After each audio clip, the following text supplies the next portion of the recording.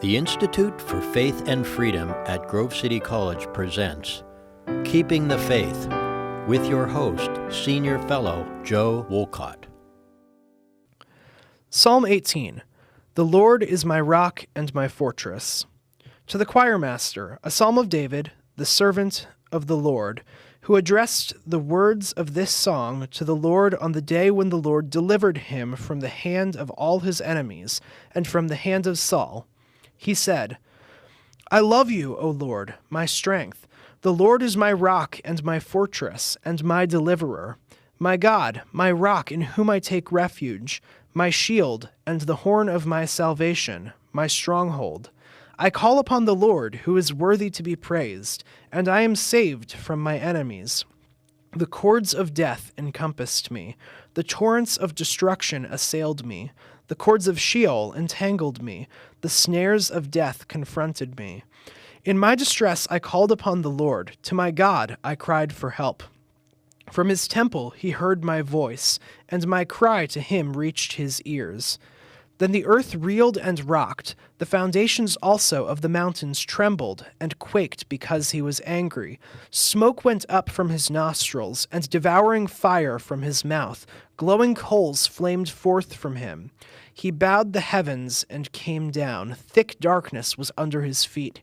He rode on a cherub and flew. He came swiftly on the wings of the wind. He made darkness his covering, his canopy around him.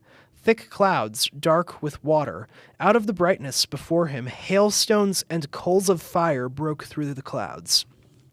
The Lord also thundered in the heavens, and the Most High uttered his voice, hailstones and coals of fire, and he sent out his arrows and scattered them. He flashed forth lightning and routed them. Then the channels of the sea were seen, and the foundations of the world were laid bare at your rebuke, O Lord, at the blast of the breath of your nostrils. He sent from on high, he took me, he drew me out of many waters, he rescued me from the strong enemy and from those who hated me, for they were too mighty for me. They confronted me in the day of my calamity, but the Lord was my support. He brought me out into a broad place. He rescued me because he delighted in me. The Lord dealt with me according to my righteousness. According to the cleanness of my hands, he rewarded me. For I have kept the ways of the Lord and have not wickedly departed from my God. For all his rules were before me, and his statutes I did not put away from me. I was blameless before him, and I kept myself from my guilt. So the Lord has rewarded me according to my righteousness, according to the cleanness of my hands in his sight. With the merciful you show yourself merciful. With the blameless man you show yourself blameless. With the purified you show yourself pure, and with the crooked you make yourself seem torturous. For you save a humble people, but the haughty eyes you bring down. For it is you who light my lamp. The Lord my God lightens my darkness. For by you I can run against a troop, and by my God I can leap over a wall. This God, his way is perfect. The word of the Lord proves true. He is a shield for all those who take refuge in him. For who is God but the Lord, and who is a rock except our God? The God who equipped me with strength and made my way blameless. He made my feet like the feet of a deer and set me secure on the heights. He trains my hands for war so that my arms can bend a bow of bronze. You have given me the shield of your salvation, and your right hand supported me, and your gentleness made me great. You gave a wide place for my steps under me, and my feet did not slip. I pursued my enemies and overtook them, and did not turn back till they were consumed. I thrust them through, so that they were not able to rise. They fell under my feet, for you equipped me with the strength for the battle. You made those who rise against me sink under me. You made my enemies turn their backs to me, and those who hated me I destroyed. They cried for help, but there was none to save. They cried to the Lord, but he did not answer them. I beat them fine as dust before the wind. I cast them out like the mire of the streets. You delivered me from strife with the people. You made me the head of the nations. People whom I had not known served me. As soon as they heard of me, they obeyed me. Foreigners came cringing to me. Foreigners lost heart and came trembling out of their fortresses. The Lord lives, and blessed be my rock, and exalted be the God of my salvation, the God who gave me vengeance and subdued peoples under me, who rescued me from my enemies. Yes, you exalted me above those who rose against me. You delivered me from the man of violence. For this I will praise you, O Lord, among the nations, and sing your name. Great salvation he brings to his king, and shows steadfast love to his anointed, to David and his offspring forever. Welcome back to Keeping the Faith. I am your host, Joseph Wolcott, and today we have a fun but important topic to discuss. As humans, we are created in the imago Dei, in the image of God, and part of that includes the capacity to create. As humans, we are compelled by narrative, whether that be on the page, the screen, or in verbal recitation. So today, we're going to look at the place of narrative in the Christian life, as well as how to engage with narrative in a way that glorifies God the most. Here to help me with that is Dr. Joshua Mayo. Dr. Mayo is the chair and associate professor of English here at the college, where he teaches British literature, composition, and the quote-unquote good books. Feel free to ask him about this favorite term later. He and his wife Bethany, along with their 5 children, Ezra, Silas, Ainley, Zoe Claire, and Finn live here in the town in a technical sense. But for most of the year, Dr. Mayo dwells in a little fishing village in Maine called New Harbor. Dr. Mayo feels inspired by Beowulf, confused by Flannery O'Connor, and elated by Dickens. He also loves Grove City College. Dr. Mayo, welcome to the show. Thank you for having me, Joseph. All right, so this is going to be fun. Let's just get right into it. So let's kind of just build from the bottom, work our way to some of the particulars. So why do you think we as humans find stories so compelling? What a good question. I wonder if we could be pluralists about this and imagine probably several different reasons why human beings love stories. For the first part, I think it's something about our primary meaning-making experience of the world. If I ask you to tell me about your day, you're going to roll off a little mini narrative. You're going to tell me about some of the exciting parts. You're going to tell me about some of the boring parts. In our family, sometimes we play a game around the dinner table, high, low, and buffalo. So your high point, your low point, and then something that made you laugh.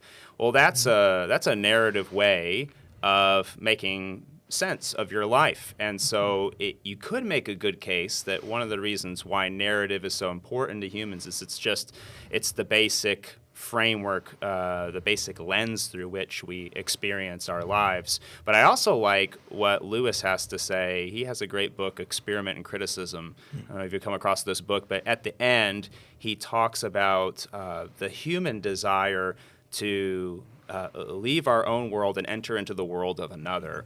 And he imagines this with the language of the reader gaining more eyes. Elsewhere, he's got a place where he says that one of the great benefits of reading other stories, encountering other novels, you could probably add to this film and other forms of storytelling. One of the reasons why we love this is that it makes us spectators of mankind, and he means that in the broadest sense. So that when I open myself to a world of literature, fable, legend, story, I'm really getting a chance to transcend myself, which is pretty important. So there is that kind of ecstatic experience that a story can give you. Yeah, that's what that word means, ecstatic, to be drawn out of yourself. Stories can do that. And sometimes when you leave the theater after 2.5 hours, or you just put down a novel, you really feel like you've lived in a different world for a while. And that's a great pleasure. It's a really great pleasure. Yeah. So let's move from there then. What role specifically does this play in the Christian life? That is very important too. Stories make up so much of the scriptural account of the world. It's just we do have and treasure the epistles of Paul and John and Peter as ways of making sense of what they experienced as disciples, compatriots with Christ in the cause of the Great Commission. But we also do have a lot of stories. Like a lot of the first portion of the Bible is storytelling. And that seems to be very important. It seems like our faith is not just reducible to certain ideas, but it's rather an experience that we have grounded within a larger experience of Christian redemptive history. There's this long story of God calling the world to himself, redeeming the world from sin, atoning for the world's transgressions, and Christians can enter into that by way of the Bible and by way of Christian worship and the sacraments. So story is something ideally that's not just a discrete part of the Christian life, perhaps just something within our Bible reading time or something that we hear from the pulpit for a brief bit. But ideally, we're waking up every day and we're trying to find our place within the bigger picture. So that's the scriptural side of things. And then I think in addition to that, we can also think about the value of story within the context of leisure time. So one of the great questions we have to ask ourselves is, what do we do with the hours where we're not working? We're not working on our studies. We're not in a factory somewhere or in an office, but we just have time to ourselves. And there it seems like story in the realm of entertainment can do us great good because we expose ourselves through stories to some of the highest ideals. Just to give you an example, every year we like to read Christmas Carol. And I love A Christmas Carol. It's become so familiar at this point that I have favorite parts. I love the dead as a doornail part. I love the part where Dickens describes the onions in the onion basket with the ghost of Christmas present. He calls them winking Spaniards. I mean, it's just outlandish. I love those parts. But the great thing is I really feel like when I emerge from that experience every year, I have acquired a new sense of gratitude for my own life. I've acquired just a renewed sense of what matters. And I can't put that in the form of a syllogism or an argument, but I feel reminded of it afresh. So choosing good stories, not just any old stories, but choosing good ones that we can make a part of our habitual a time for leisure and enjoyment can be fun. But in addition to being fun, I think it also reminds us of the most important things. The virtues, so temperance, things like wisdom and justice, but also then sometimes too, some of the highest Christian ideals like faith, hope, and love can be experienced afresh, not just as concepts, but as real characters and scenes. I think taking it back to the scripture from the entertainment, I think it's a significant theological point that one of the most prominent ways that Jesus communicated with people was in the form of stories. That's what the parables were. And I mean, there were other ways he communicated, but there's always something really poignant about Christ putting the image to the different abstract ideas he's trying to communicate, the different virtues that he's trying to teach there. I guess this is going a little off script here, okay. But what do you think we can learn from the parables specifically when it comes to the point you made about discerning what good reading is? Oh, good. Well, I not being a biblical scholar, I have a bit of fear and trepidation about the parables just because they're so they are so interesting. Is it Mark 4 when Jesus says he speaks in parables so that certain people in his audience will not understand? So there's this very mysterious thing about what the parables do. They both clarify certain things, but then they also hide things at times.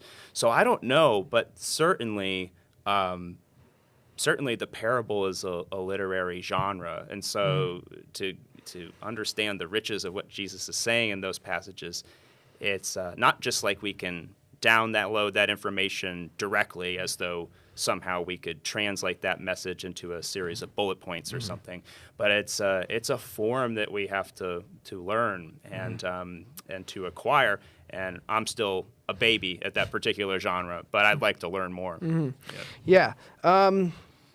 So let's go back to entertainment and whatnot. You know, one of the things that you and the English department does is, you know, teach the students how to engage with literature. And, you know, we're a Christian higher institution, so it's generally understood that we do that from a particularly Christian angle. So what does it look like to have a distinctly Christian approach to studying and enjoying these great stories that you talk about in your classes? Yeah.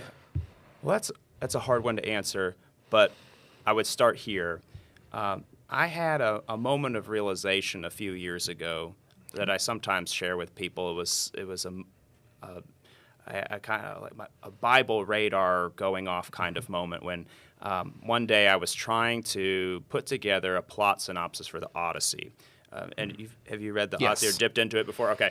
Read both Iliad and Odyssey. You're good. Homer is brilliant. Yes, he is brilliant. It's all downhill after Homer. Some of my mentors used to say. Maybe not. It's not exactly true. But I do love in that story, if you go through the plot points, there is some kind of biblical echo going on there. So what's the story of the Odyssey? It's the story of a great king who leaves his home to go on a mission and rescue an imperiled bride. To do so, he has to go through all kinds of hardships. He literally has to go to hell and come back. When he does come back to his own people, they don't recognize him. It's almost this John 1, he came to his own did not receive him sort of thing. Finally, he reveals himself. When he does that, he brings justice. He rewards the faithful. And then it all ends in a garden. And you say, how is it possible that something that was written 800 years before the time of Christ could have so many echoes like that? And I think the reason why, Peter Leithart, one of my favorite theologians, has this great saying. He says, the devil has no stories. So any great story has to borrow from the one true story. So we're always looking for echoes, we're looking for these reverberations. Tolkien calls them splinters of light, splinters of truth, because anywhere you find truth, you find his truth. And if that's the case, then we can go to the great books and try to find wisdom, knowing that these things have lasted not by some chaotic chance, but because there's something in them that doesn't die. And if that's the case, then that just presents, I think, a really refreshing and exciting approach to literature. We're not saying that these things are on par with Scripture, far from it, but there's a Presbyterian minister from the early 20th century, Charles Osgood, who's got a great book called Poetry as a Means of Grace. And in the introduction, he has a fascinating metaphor. He says that secular poetry, he just means anything that's not the Scriptures, secular poetry is like the tree that Zacchaeus climbed to get a better view of Christ. And I think about that often, that it's something which prepares us for the experience of the Scriptures, because grace perfects nature. Right? We have to have a deep human spirit in order to encounter Christ deeply within the Scriptures, and literature is something that makes us deeper people. So on the converse of that, then, what would be a wrong way to do a Christian approach to literature? Because with any good interpretation, there's an equally bad way to interpret things. Seems like you can go wrong in many different ways. Some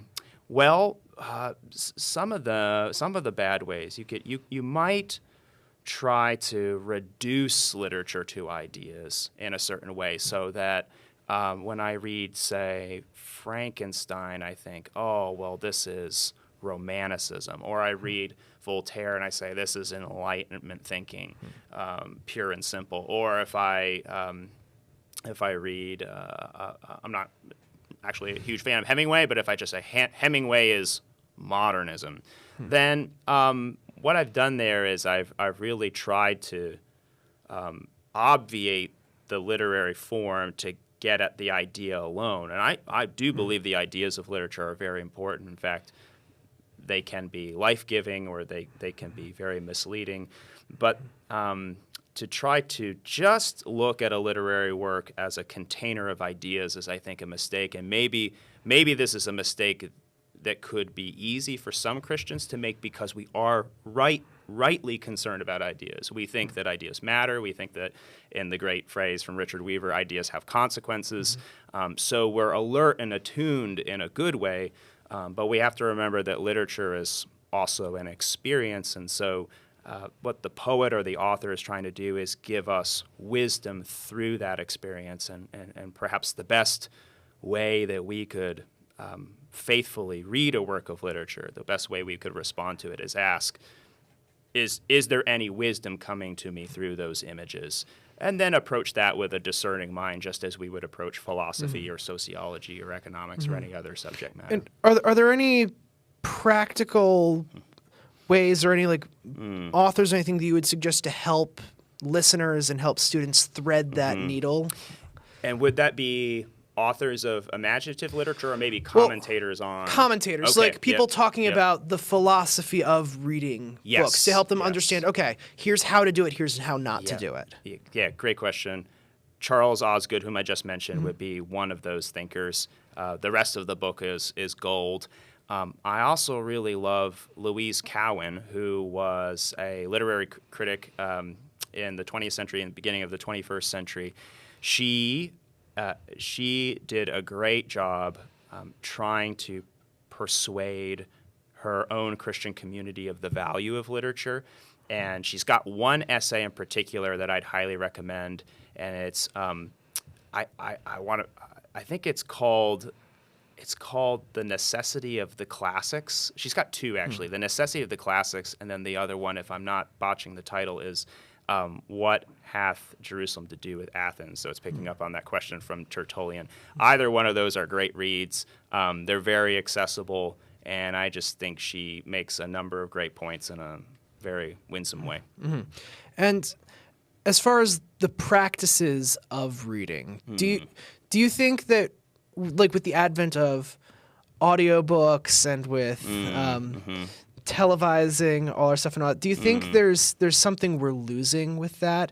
That, like, I don't know, just anecdotally in your experience, do you see reading habits, particularly within the Christian community, dropping off? Because I'd say, at least from my experience, I'm meeting a lot more people these days that don't really bother to read at all. Yeah, I do think that's happening. When it comes to things like audiobooks, I listen to a lot of audiobooks, and maybe that's just because I'm a busy parent now that there are certain tasks at home I can do. I can wash the dishes while I listen to an audiobook, that sort of thing. So I'm grateful for that kind of technology. It's not the same as having it is not the paper same. and board No, in your you hands. want you can't do marginalia, you can't do that kind of thing. So I do think that something is being lost, but I also think a lot about what's the best way to recover, and I'm not sure it's exactly this approach. Well, let's just dive back into the classics. Everybody should start next Monday reading Moby Dick or the Brothers Karamazov or something like that.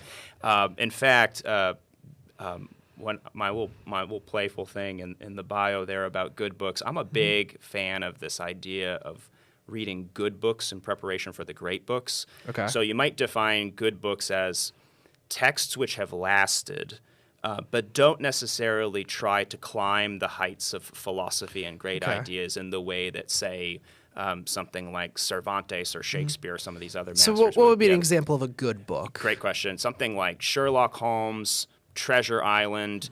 You could also include in there Dickens. Dickens is maybe borderline between great and good. But also fairy tales, fables, legends, George MacDonald. You can go back to some of the children's books that we used to read, like Beatrix Potter, Winnie the Pooh. Yeah, those books are really good because they give us richness of experience that informs our reading of the great books. My quick example of this would be something like Aristotle's Nicomachean Ethics. So in Book 8 of that treatise, the great philosopher, he talks about friendship, and he talks about it in a fairly abstract way, the way philosophers do. He identifies 3 different types of friendship: friendship according to pleasure and utility and virtue. But it could leave a reader cold. It's philosophy after all, and if I'm not jiving with what he means by these categories, that could be a little bit troubling. But if I go back and I read Kenneth Graham's The Wind in the Willows, and I experience the friendship of Ratty and Mole and Toad and Badger, and I'm in that world, wow, then I have all these wonderful associations and mental images of friendship that I can bring into my more abstract thinking. It's like the pleasant experience gives you the baseline for the categories in the more abstract work. Exactly. Yeah, that makes sense. Yeah.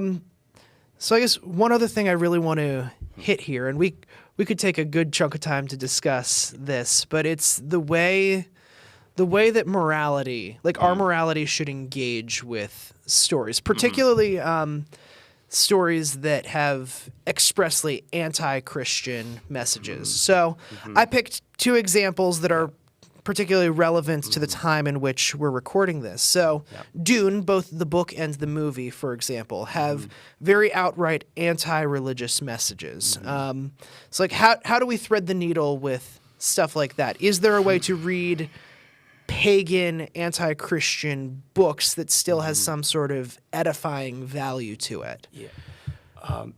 I suppose the answer is always yes, that we can receive stories with a certain frame of mind that is receptive and does not try to use or abuse the literature. However, I do wonder sometimes about the question of, well, practically speaking, the question of time, what we do with our leisure time. So sometimes we ask these questions, could I faithfully watch such and such a movie or read such and such a book and respond to it well as a Christian? Yes, but then there might be this more important question, given that you only have a limited amount of time, what do you fill your soul with? So those 2 questions, the question in the abstract and then the practical question of what I do today, those are both items to consider, I suppose.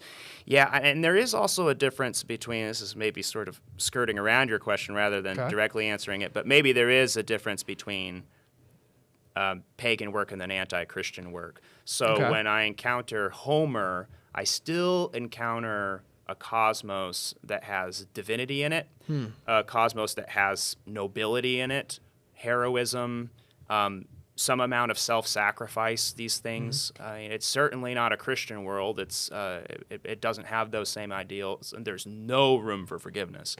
But that's very different from something like Philip Pullman or possibly some of these contemporary writers who have something like an axe to grind. Still, I could read those works with some benefit and enjoy elements of them, and I could do that, and we could talk about maybe approaches and strategies and techniques that would help me make the most of that experience. Yeah. But then I also have to ask the question too, if I have a list of 10 books and it's a mix, then how would I rather spend my time? Would I rather spend my time reading Dune or reading Pilgrim's Progress or reading C.S. Lewis or something like that? Now, maybe I get to read all 3, and that works. But oftentimes we're dealing with a limited amount of time, and the question that Christians don't ask themselves enough, I personally think, I know this is controversial, but a question we don't ask ourselves enough is, what do I do with the time that I have? Because I don't have an unending supply of time. Yeah, so, yeah, that's good. I like that point on discerning how we spend our time. I agree with you. I don't think we really think about that too often. Let's backtrack to a previous point you brought up.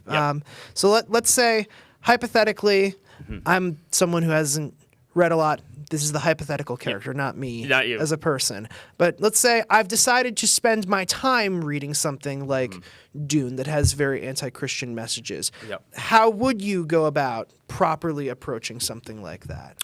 Good. To get back to the point you And hinted this we is a could good explore question more later. because I haven't read Dune yet. Okay. But Yeah. Or just other examples of the like like. that. Well, I would begin. I would begin by asking some questions about the characters and the main problem that besets the protagonist. So, if you want to find out what an author thinks about the world, this is, I think, the best approach. You see within a story this arc of conflict or this art of this tension, this complexity that builds over the story. Things at the beginning, even if the beginning is just the backstory of the main narrative, things at the beginning are in a state of equilibrium, but then a story begins when that equilibrium is upset in one way or another. And it's just a long build until some kind of action at the end resolves the issue and equilibrium is restored. So one great question you could ask is, what is the thing that restores equilibrium? What's the decision? Because that thing, whether it is comic or tragic, however the resolution comes about, that thing says a lot about an author's view of the world. That's also going to be the myth that seeps into my consciousness. That kind of feeling, that kind of atmosphere is going to probably be the residue that I leave the story with. So I like to ask myself that kind of question. A story may be very, very entertaining, but then I can get to the end and I can look back and I can reflect, what is that thing that brings it all to a close, that brings it all to a heading?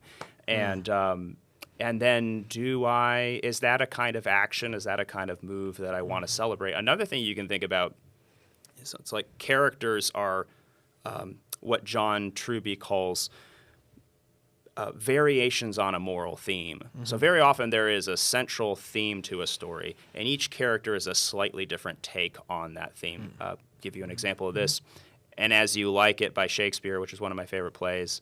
It's a good one. It is a good one. It's an underrated. Underrated, absolutely. Yeah. Yes. That you see the main theme is honor. How do you become an honorable person? How do you become a gentleman? And Orlando at the beginning of that story has a very misshapen understanding of what it means to be a gentleman. And then he encounters different people out in the woods. Duke Sr., who's an exile, but he's got this, even though he has no status, he has this deep sense of dignity. Or you have Jaques, who's kind of a silly person, dismisses the idea of dignity altogether. And you have Rosalind, who ends up being the heroine of the story, and she has a very unique and beautiful view of human dignity. So sometimes it's worth asking, what are the various takes on a theme? And then I can zero in on some of those and ask myself, well, does that show me anything? Does that reveal anything?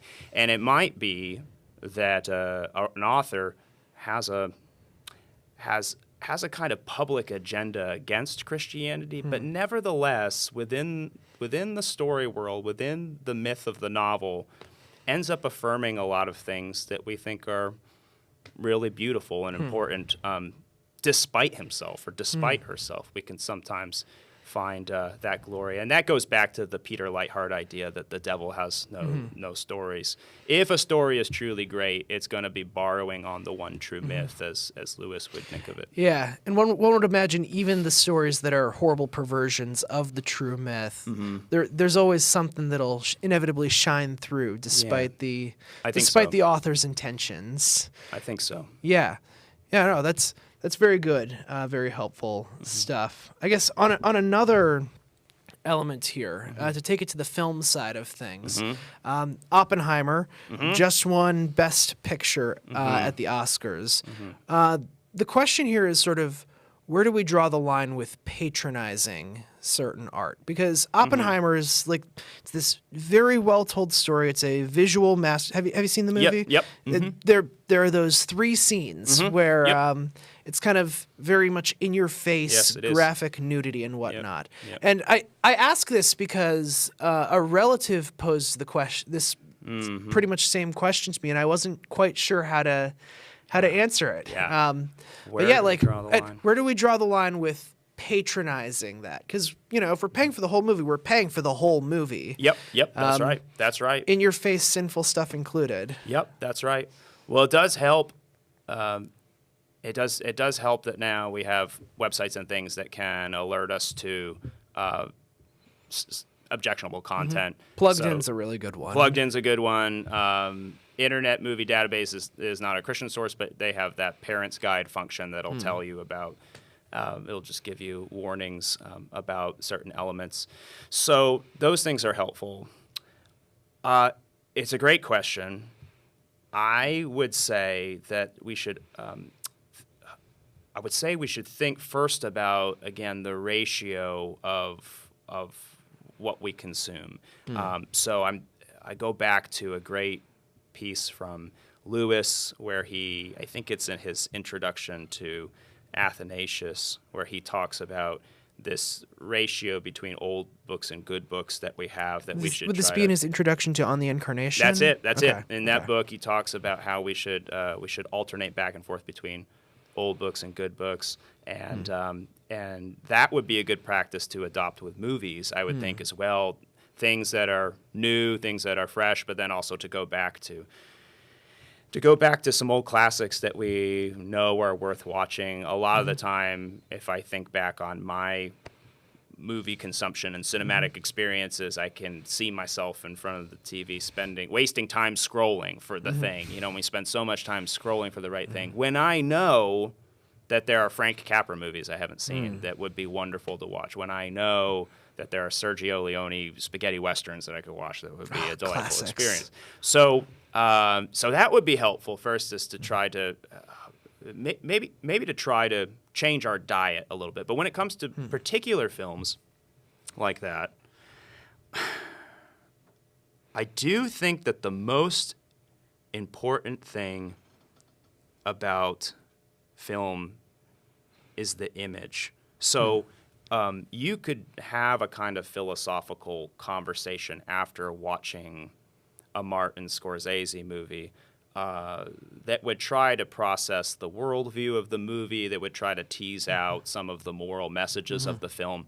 But the thing that's going to burn in the mind's eye would be the images of that film. That movie is going to make an impression upon you, no matter how much you try to distill the wisdom out of it. So I think it's actually a question we have to pay a lot of attention to. And if I'm feeding my soul a lot of heavy material, I'm not making some moral dictum about Martin Scorsese movies, but I think if that's my only diet, and if these heavy, intense cinematic experiences are my only diet, then that's probably going to do bad things to me over the long run. If, on the other hand, I have a regular diet of good things, I'll probably be pretty well prepared to handle an experience like this, where I know I'm going into a film that has some objectionable content, but I've done so much to give nutrition to the soil of my soul that I'm fairly confident that I can receive that in a mature way, and that I can trust that I've got this reservoir of good things ready to play a kind of weed and feed function within my In some my sense, heart. it seems to go back to your earlier distinction between good books and great books. That just like if you take in the good, the true, and the beautiful, that'll build you up in your ability to guard your heart and guard your mind and maturely navigate those waters. I think so. Yeah. So just to bring things to a close here, We've given this wisdom to audiences. Hopefully, if someone's listening and they haven't really had an interest in doing this, now they're interested. Where do you start? So. Books, movies, some of your favorites, some good stuff you think is a great place to start with applying some of these principles we talked about today. Yep. I would start with reading lists, and I would start with one of my favorites. It comes from a professor who used to teach at Kansas in the classics department. His name was John Senior, and he was a Christian and wrote a couple of great books. One called The Death of Christian Culture, one called The Restoration of Christian Culture.